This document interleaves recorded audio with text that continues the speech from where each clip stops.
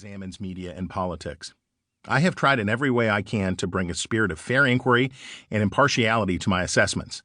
I am sure you will find my objectivity lacking at points, but my goal here is in no way to seek partisan advantage for anyone. As a journalist, I believe that what is wrong with my vocation and the industry in which I work is harming Americans left, right, and center. Major players in the news business are abusing their privileges and shirking their duties, and we all pay the price. There are lots of books and articles that talk about how the news media is hurting select groups, Republicans or Democrats or populists or minority groups or the family or whatever suits you. But that kind of blame casting just alienates us further, replicating the core defect of the news media that critics are attacking. There's no trophy for being more harmed by our lazy, alienating press. We're all losers in this one. The agenda at many outlets is to move away from even aspirational fairness and balance and toward shared anger and the powerful emotional connections it can create.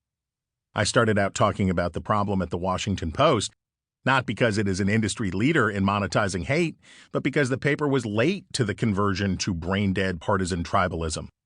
Once famously stodgy and mainstream, the Post embraced a new role as a combatant in the war against Donald Trump and the American right, which created a new permission structure for what qualified as news. Journalism professor Nikki Usher praised the Post's success in 2018 at using contempt to finally generate massive readership and profits. It came after the paper's long failure to cash in on angry left rage traffic prior to the Trump era.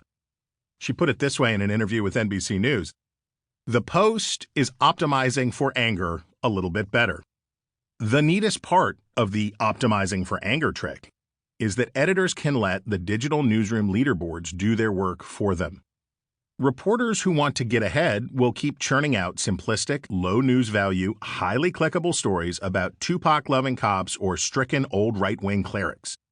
Thinking about writing something unconventional? Considering puncturing popular opinion? Want to explore political questions with subtlety and nuance? Just look up and see what the tote board says. Those aren't the kind of stories with upward mobility." The Post employs lots of top-notch reporters, some of whom are left alone to do prestige journalism. But the trend is clear. Sneering at the right and flattering the left is the house brand at the WAPO. That's what clicks, and it would take an iron will or a serious lack of ambition to resist. And it paid off, at least in the short term. Once the Post got good at chasing rage clicks, it was on its way to serious profits after years of lagging the pack. The paper would rake in more than $100 million in digital ad revenue in 2017, plus the subscriptions of more than 3 million digital-only subscribers. The Post, like many in the mainstream, is replicating a kind of coverage that was typically more common on the right at the turn of the century. Talk radio, the conservative side of the internet, and the Fox News primetime lineup had long ago figured out the value of performative outrage and resentment. Rush Limbaugh, for hours on end, could lambaste the corruption, incompetence, and deceit of Democrats and the, quote, drive-by media without ever having to say anything bad about a Republican, unless it was to very occasionally single out the occasional rhino. We are smart, they are dumb. We are good, they are bad. The one-sided, grievance-driven outrage made Limbaugh and some of his many imitators across the right-wing media very rich. Democrats tried to build their own left-wing echo chambers of anger, but it didn't seem to work, like Air America and the Huffington Post.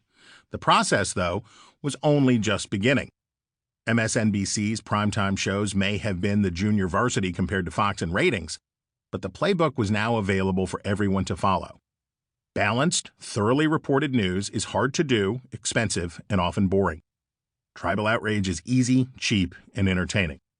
What you'll hear in this book is how market pressures on the news media led decision-makers at outlets high to low and left to right to embrace fear and rage as business models. After decades in a stable, mostly closed marketplace, the giants of the media business were unprepared for the challenges presented by a series of threats enabled by new technology: cable television, the internet, smartphones, and social media. Those threats both enhanced and were enhanced by dramatic changes in the way Americans thought about the news and the way they consumed it, or, very often,